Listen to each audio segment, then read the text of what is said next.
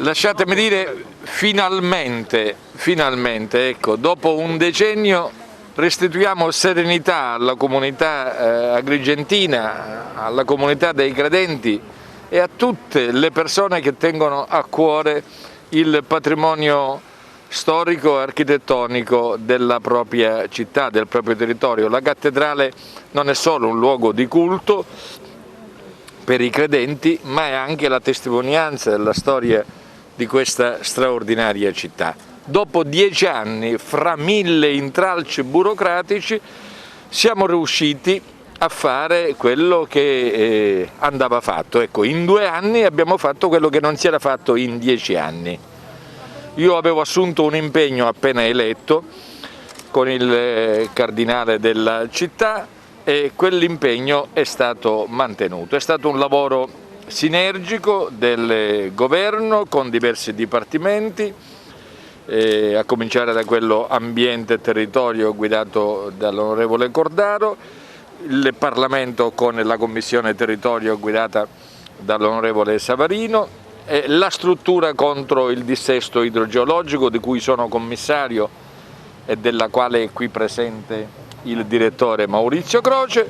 Abbiamo finalmente ottenuto il progetto lo scorso anno, abbiamo trovato solo un progetto di massima, possiamo dire un progetto preliminare che era stato predisposto dal Genio Civile.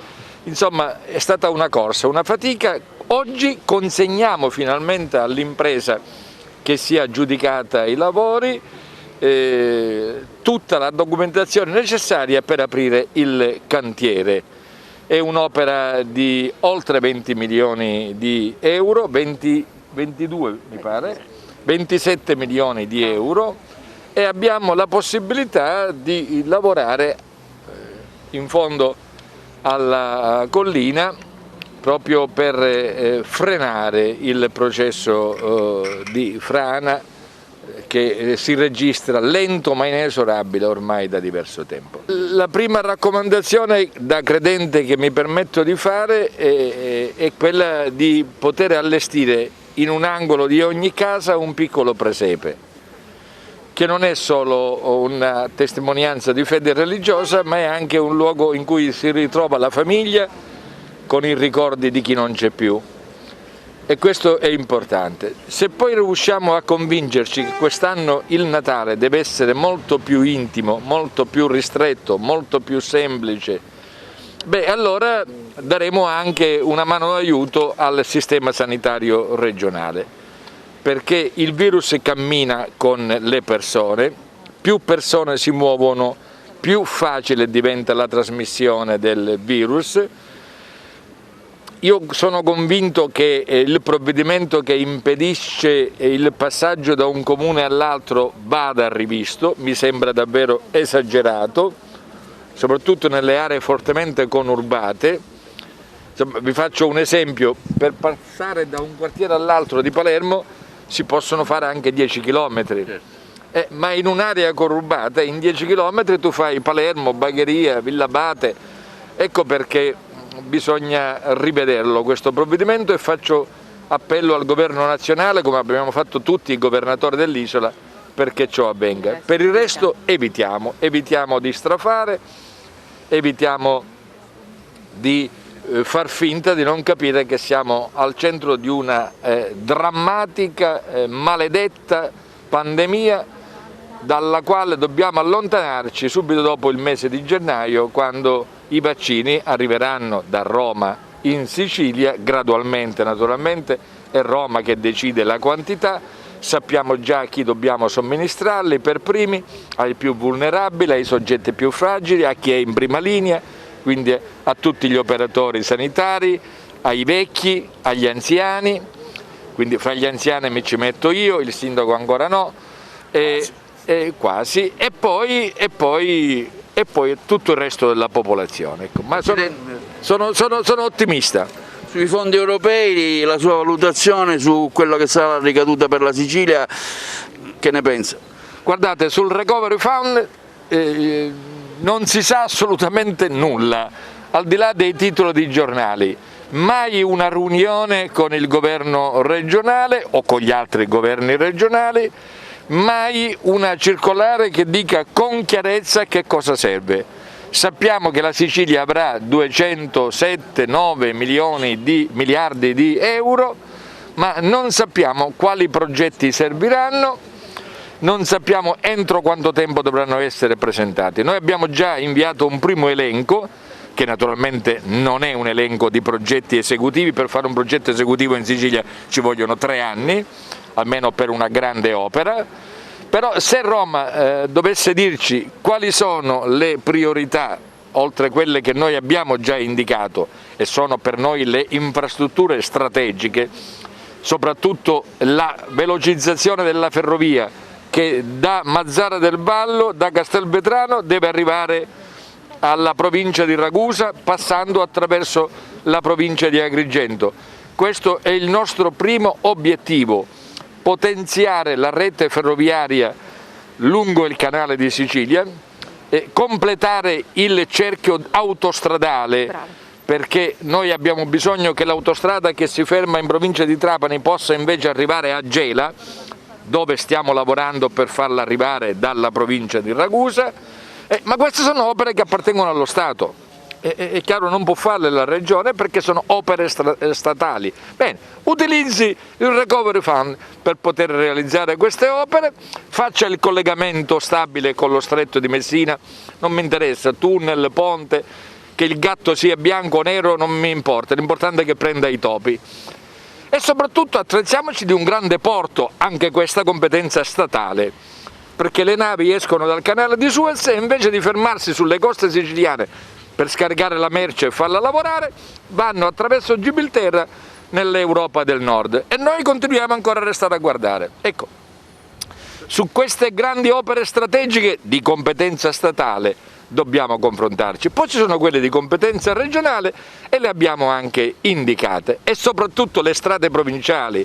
Sono una vergogna in Sicilia le strade, e non solo provinciali. Come sapete la Regione non ha un metro di strada, non è competenza nostra. Abbiamo chiesto, dopo aver distrutto le province, abbiamo chiesto a Roma di nominare un commissario, di metterci i soldi, noi contribuiamo, per rifare una buona parte delle strade provinciali. Sono passati quasi un anno, credo che sia passato, ma ancora non si è nominato il commissario e non si è definito il piano. Con poteri straordinari, un commissario nominato da Roma potrebbe rifare buona parte della rete viaria secondaria nello spazio di 3 anni. Genova, Ponte di Genova non deve essere un'eccezione, ma deve diventare la regola, laddove le infrastrutture sono particolarmente abbandonate come in Sicilia. Presidente, ci sarà un rimpasto, si parla di un agrigentino come futuro assessore, lei avrebbe stoppato per motivi non so quali, dico, ma si parla di un rimpasto nell'ambito di Forza Italia, ci dica qualcosa. Non so cosa sia il rimpasto. Agrigento è una provincia internazionale. Non credo che oggi abbiamo bisogno di guardare alla geografia delle province, sarebbe una vergogna per questa terra, per tutta la Sicilia. Guardiamo all'Europa. Gli assessori vanno bene così come vanno, forse dovrò sostituirne qualcuno, ma non è tema di questa giornata. Ma ci sarà o no questo assessore agrigentino? Non lo so. Come? Legge finanziaria. Ritornando al tema, Presidente. La legge, ci stiamo lavorando, certo, la legge finanziaria deve essere presentata al Parlamento entro questo mese. Se non arriva alla parifica da parte della Corte dei Conti dobbiamo aspettare ancora qualche altra settimana. Abbiamo già individuato le priorità da inserire nella legge di stabilità, abbiamo fatto la prima riprogrammazione dei fondi europei. Voi lo sapete qual è il tema: chi governa vorrebbe fare tutto nel minore spazio possibile, ma fra noi, la nostra volontà e l'obiettivo, c'è di mezzo una cosa che si chiama burocrazia. 1000 passaggi, 1000 autorizzazioni, 1000 conferenze di servizio, 1000 tavoli. Sembra un castigo di Dio. Presidente, da 2 mesi Agrigento ha un nuovo sindaco, una nuova giunta, è cambiato anche il clima in città, si registra quasi una rifioritura. Ecco. Da Palermo come state valutando questa nuova stagione politica per la nostra città? Il fatto che oggi lei sia qui per la cattedrale è anche un simbolo. Il Presidente della Regione guarda ai 390 sindaci con lo stesso interesse e con lo stesso stato d'animo.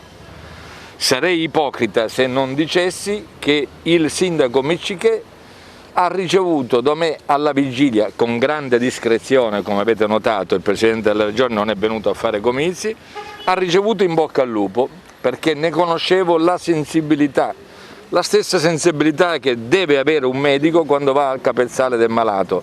Questa era una città malata di carestia d'amore. Ecco perché io credo che il sindaco Miccichè abbia compiuto un atto d'amore per Agrigento, che deve tornare ad avere il protagonismo che merita per la sua storia, per il suo passato e per il suo presente. La Regione sarà attenta al sindaco di Agrigento con lo stesso stato d'animo con cui è attenta a tutti gli altri sindaci. È finito il tempo in cui il Presidente della Regione faceva l'occhiolino ai propri sindaci e maltrattava gli altri. Per me i sindaci sono tutti uguali una volta eletti, rappresentano non il partito che li ha espressi, ma la comunità che li ha voluti, chi l'ha votati e chi non l'ha votati. Presidente, a voi. Il tema cattedrale, i fondi saranno quelli del i ribassi del Patto per il Sud o fondi aggiuntivi? No, sono fondi, non sono fondi del Patto per il Sud, FSC. Ecco. No.